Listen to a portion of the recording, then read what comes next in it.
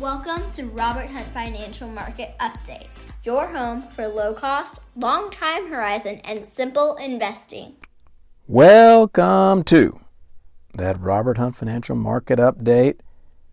Whereas previously mentioned, we keep those costs low, that investing simple, that time horizon long. We got a great week for you. We're going to enter into the world of advertising. And I'm going to let you in on a voicemail I received this week. I receive voicemails like this just about every week. And then I'm going to let you listen to a voicemail that you will never hear, and I will never hear, but I created it for you. Because that's what we do at the RHF Market Update. And then we look into two articles, both involving Credit Suisse. Big Credit Suisse week news-wise. We are going to look at the bonds and the potential wipeout that these bondholders in Credit Suisse experienced.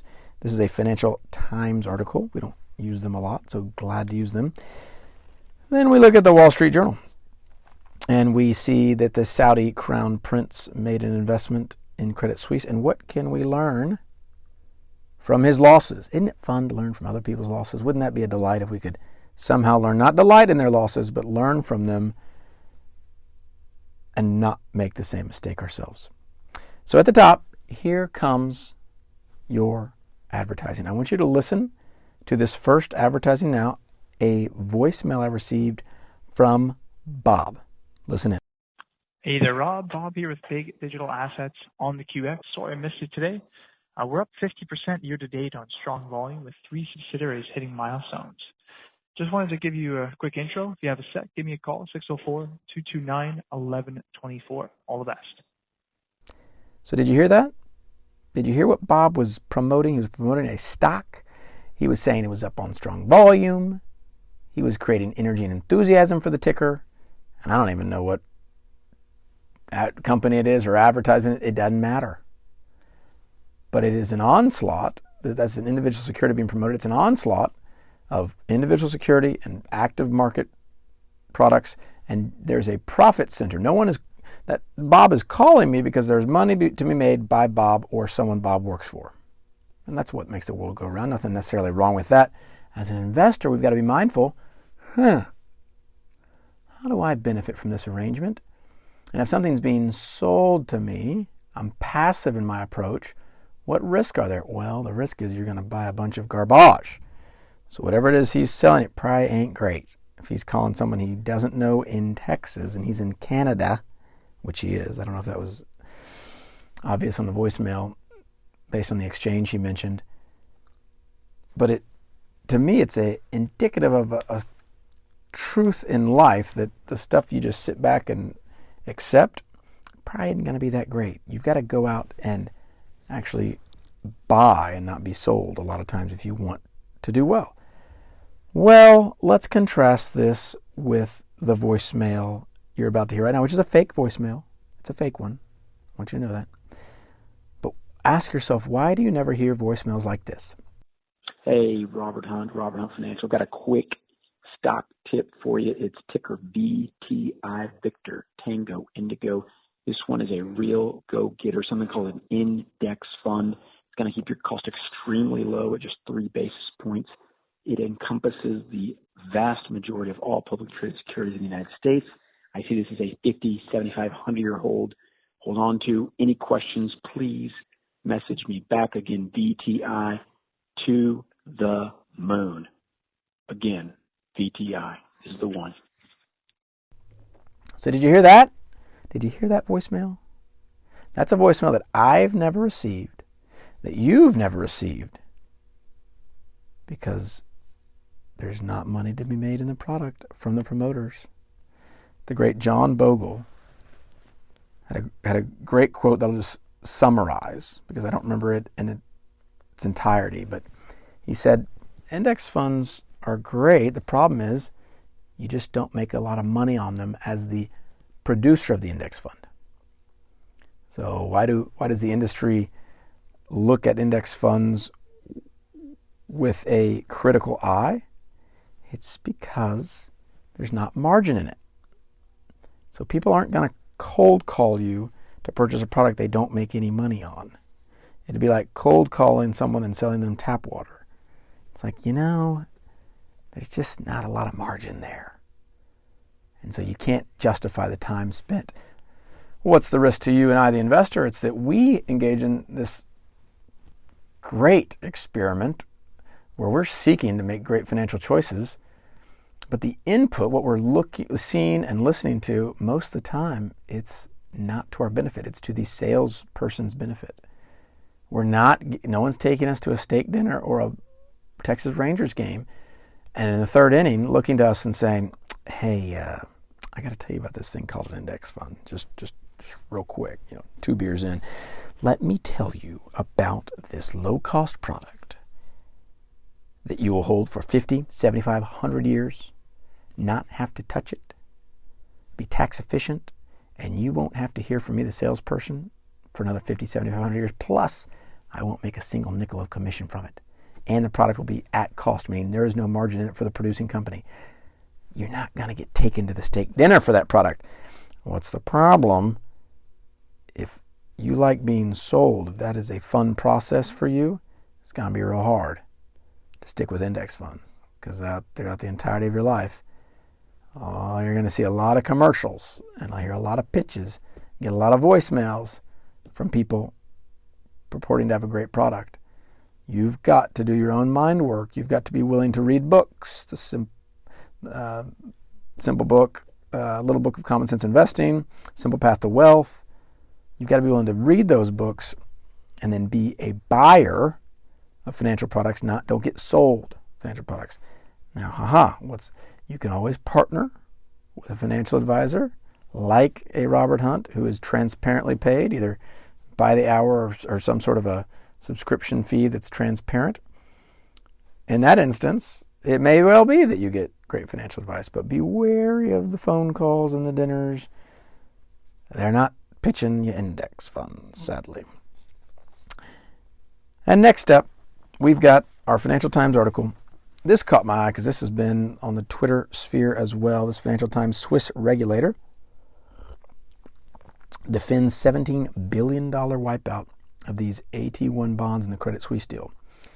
So the Swiss government, like our own, has a financial regulator, FINMA, and it has defended its decision to wipe out a huge swath of risky subordinated bonds as part of the Credit Suisse rescue deal. So Credit Suisse, which has been around for a very long time, is in a bad way, not so different from Silicon Valley Bank and others. It was been poorly managed for a long time. And so there was a shotgun marriage of sorts that the Swiss put together with UBS, and they kind of made them buy them, but for a very low value. So about $3.25 billion UBS will pay for these Credit Suisse shares. And this will take place in courts, this dispute with these bondholders. But these certain bondholders, it is looking like they're going to get wiped out.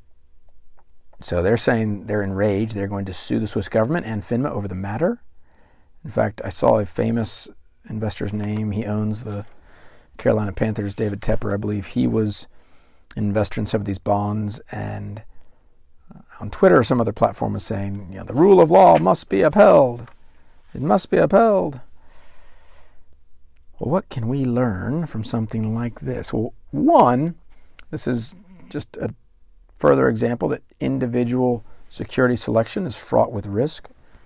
Bonds included, not just stocks, but stocks and bonds. So there are bond index funds that would have shielded someone from this bond-specific risk, this firm-specific risk that all these investors engaged in. And then part two is, and I'd read this a while back, is that in these bond covenants, in these legal documents describing what bondholders' rights are, it's a really thick document. It's like an iTunes user agreement, those things you always click agree and just don't even read. Imagine that, but like times 10 or more. And so buried deep in those agreements are these carve-outs that, and apparently this language exists that, hey, the Swiss regulator can kind of wipe you out and not wipe out all the equity, and it's these certain unique instances. Well, can you imagine these savvy investors, David Tepper included, very savvy, successful investor, he didn't read page 37 of the bond doc, and who could blame him? But the problem there is, if you're not going to read page 37 of the bond doc, should you really be engaging in individual security selection on the fixed income side? I think you could argue no. And who are you or who are I to enter similar waters if the great David Tepper and others can be wiped out? Can you imagine you bought a bond on Credit Suisse, a financial institution that's been around, in my mind, forever, and you might get wiped out. Now, they may sue and they may claw some money back, but it was a reminder to me that these are very deep waters that these investors were swimming in, and they just didn't know it. And when the storm came, the calamity hit, they quickly found out that, I'm in trouble here, and I did not do my homework like I should have. So let's just avoid that altogether. Let's be willing to invest in a bond index fund. Plenty of good ones out there. The exchange traded fund, ticker BND, boy, Nike, dog. It's a basic plain vanilla bond fund. You can buy one of those that owns thousands of bonds. You don't have to deal with this. Avoid that mistake. In the Wall Street Journal article, similar vein here, another Credit Suisse deal. Collapse burns Saudi investors. Saudi Crown Prince Mohammed bin Salman last year directed government-backed Saudi National Bank to make a $1.5 billion investment in Credit Suisse that his financial advisors harbored doubts about. Now, I had a bit of a chuckle. I wonder how we know that his financial advisors harbored doubts about it. And then how much fun do you think that meeting is to tell this guy, who, again, this is a monarchy, and he's kind of run the show over there, tell him he's wrong. That's not a very fun meeting to be in. So I'd be curious just how much real advice he's getting, because with a stroke of a pen, he can execute you. Tough to give candid advice in that environment. However, what can we learn from Mr. Saudi Crown Prince Mohammed bin Salman? Well, he's like you and I. He thinks he can just get a little more for his money, and then you'd always think, gosh, does he not have access to better deals? If you've got the keys to the kingdom, can you not kind of look behind the curtain and get the really special deals with really great rates of return that no one else can get? Maybe not. I'd say no. And they don't have this special insight into things that maybe you or I don't have. So the Saudi investment, it's almost wiped out after this Credit Suisse emergency merger with UBS Group. Credit Suisse meltdown also raised billions of dollars in investments made by Qatar's sovereign fund and the Saudi-based Olayan family, making the Persian Gulf one of the biggest losers from a slide in financial stocks since the collapse of 2 U.S. banks last week. The Saudi investment in Credit Suisse was meant to be the kingdom's splashy entrance in the global banking sector, cementing its emerging status as an oil-fueled investing powerhouse. You never want to be splashy. So what could the Saudis have done? Well, have some humility. And then you and I can have some grace for what they did here, so that it's fun to see our names in a headline. So with the Saudis, you can think there might be a little ego going on here, that you come in and buy a majority stake in a renowned European institution that's, at the time of the investment, was, at least the name was well known. So you kind of elevate your profile. There's a little bit of ego there. Well, you and I can do that as well. Hey, we kind of did that deal, or we own a fractional share in that building, or all these various reasons people use to buy investments that aren't great. And so we can be mindful of our own egos, that, hey, if we bought this, or we found our name in the paper, wouldn't that feel great? And yet there's a great danger there, because what could this gentleman have done, this Mr. Prince Mohammed bin Salman? Well, I've always wondered why, and this is not just the Saudis, this is everybody, they could just be index fund investors. The Saudis own all these oil wells. They have incredible holding. They're a monarchy, so they effectively own every asset that's worth owning in the country. What are they doing these deals? These individual security selections just doesn't make any sense.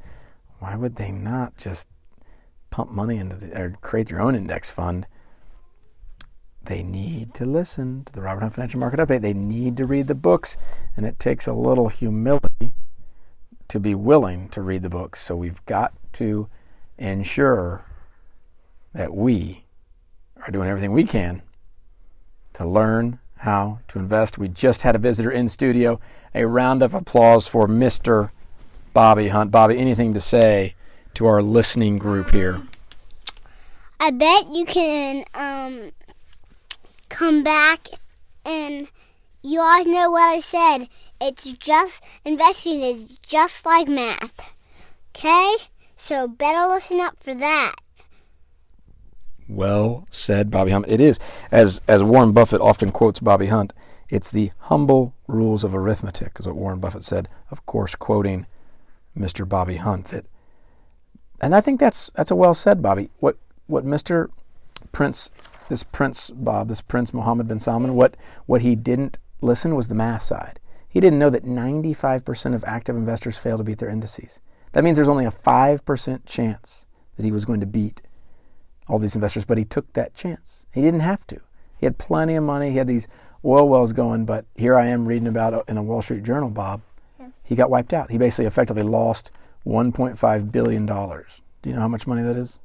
Like $25 and $100. I mean, it's a big enough number that it's worth at least examining your investment philosophy. So, as always, keep your costs low, keep your investing simple, keep your